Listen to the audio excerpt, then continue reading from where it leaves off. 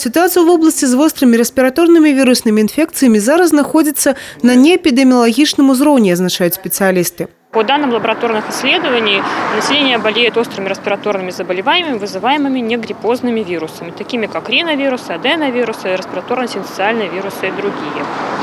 Заболеваемость мы прогнозируем повышение традиционно где-то к концу января, начало февраля месяца. У регионе чекают традиционные штаммы вирусов гриппа А и Б, проти яких еще осенью прошла вакцинация.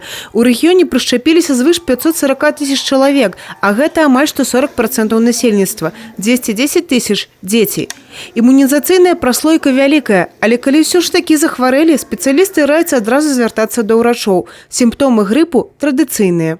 Температура, боль в горле, кашель, першение в горле, слабость, разумеется, там головная боль и все прочее.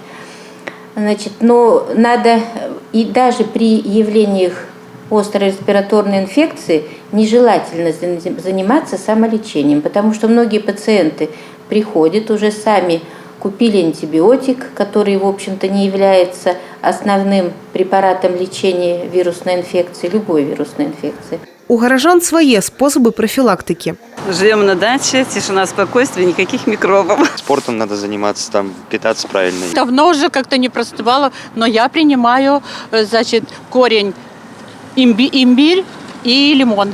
Что тычыцца захворвання штаммом вируса H5N8, які зараз циркулює у країні сусідцы Польши, так званого птушиного грипу, у нашей краине ён не адзначаны. Пагражаць он может только хатняй жывёле, але ў рэгіёне за гэтым вядзецца пільны контроль. А эпидемиологи раяць не набываць мяса птушак і яйкі ў краінах з пандэміяй, як і ў месцах несанкцыянаванага гандлю. Евгения Мороз, Тыгран Акопян, телерадиокомпания «Брест».